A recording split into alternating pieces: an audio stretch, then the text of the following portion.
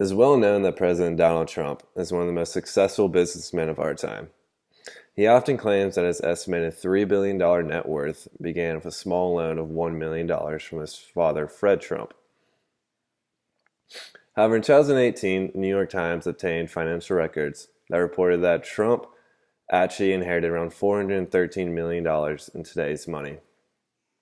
Inside this report contained multiple extremely suspicious transactions and financial recordings that could potentially be fraud. Most of it involved devaluing assets in order to pay less in taxes and more money to be passed down to Donald and his siblings. Now, it's no wonder that the Trump family tried to avoid the 55% estate tax rate.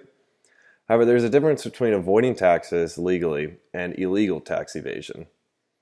Some of the property inherited by Trump was sold within the same decade of the leaked financial reports at over 9 times the recorded amount. Over the course of the leaked records, it is estimated that the Trump family may have saved hundreds of millions of dollars from the devaluing of these assets. Although a legitimate case of fraud could be made, the documents, which are from the 1990s, are well outside the statute of limitations for tax evasion, which is 3 to 6 years. Due to Trump's campaign and eventual election, the demand for his financial records has increased drastically. Trump has made a multitude of statements regarding his financial records. For example, during his campaign, he claimed that he would release them after his election and after he's done being audited. And his current stance while he's in office is that he will not release his records at all. The problem with this is that every president since 1976 has released their financial records to the public. Now, this is not required by law, but it's interesting that Trump is the only president not to do this in recent years, especially considering his financial background and moral reputation. The public and the media are not the only ones interested in Trump's financial records. The newly Democratic majority House of Representatives has taken multiple actions attempting to get their hands on Trump's records. On April 15, 2019, the main investigative committee in the House of Representatives, the House Oversight Committee, issued a subpoena requiring Trump's accountants to release his statements to the House.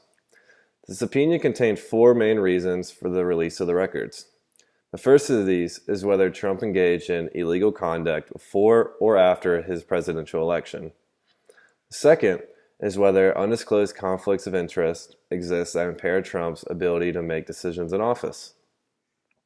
Third, whether Trump is complying with the Foreign and Domestic Emoluments Clause, which in short is receiving money on top of the president's listed salary, which is currently $400,000. If Trump has accurately reported his financial statements to the federal agencies. Of course, Trump then sued to block the subpoena, despite Congress having the power to obtain anyone's financial statements.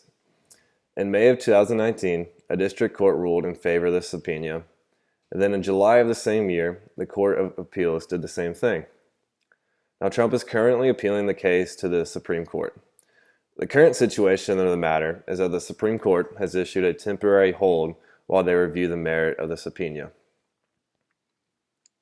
Also, on May 5th of 2019, the House Means and Ways Committee issued a subpoena to the Treasury Secretary, Steven Mnuchin, and the IRS to hand over Trump's financial records. Mnuchin denied the subpoena, saying that it lacked legitimate legislative purpose and the department may not legally fill the request. However, this is interesting considering President Nixon's were handed over on the same day during a similar situation during his presidency. Currently, this case is in a district court being reviewed by a Trump-appointed judge. From Trump's perspective, him and his team of lawyers believe it is unjust for Congress to have access to his personal records from before his presidency. Also, they believe that if Congress's power is not checked in this situation, then they will be able to dig up private information on rival politicians. So this kind of argument makes the most sense to me because that power could easily be abused in the future. However, the fact that Trump has gone to such lengths to defend his financial records convinces me that the president potentially has conflicts of interest that he is hiding from the public. And no matter your stance on this situation, there's no doubt that the Supreme Court's ruling is incredibly important due to the ongoing impeachment charges and a Trump's re-election coming up. Thank you.